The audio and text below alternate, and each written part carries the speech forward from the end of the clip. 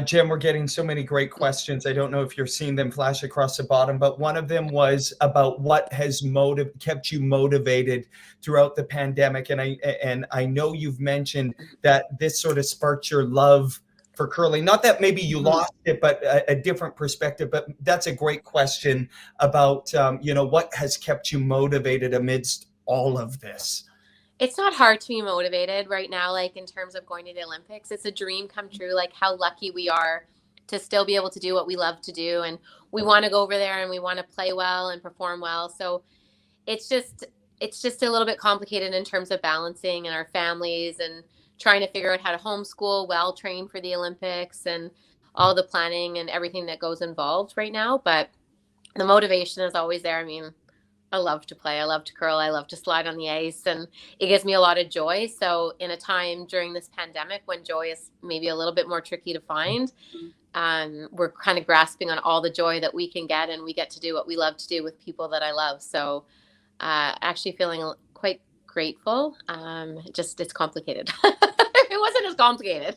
Yeah. Glad. So nice to hear you're feeling grateful. And it was also cool to hear you say when we went to Sochi, because that does feel like a while ago. But again, how does that last experience help you here? Oh, how fun is that picture? Oh, I'll never forget that moment.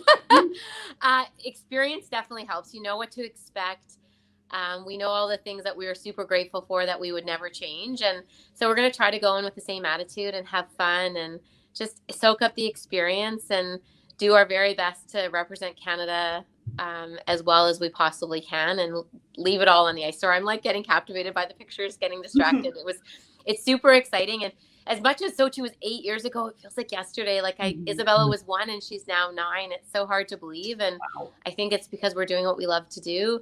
That time just kind of seems to fast forward a little bit. So we're still going with the same love, the same energy, the same excitement. And I can tell all Canadians that we're going to do our absolute best to be as prepared as we can be. And we're going to go in there and never give up until they tell us we can no longer curl. Speaking of Isabella and the girls at home and Brent at home, and of course your mom, it takes a village, as Colleen always says. Jen, how has this been to navigate all of this and all the planning and everything, and then maybe just a comment on what it means to have your girls watching their mom compete at the Olympics?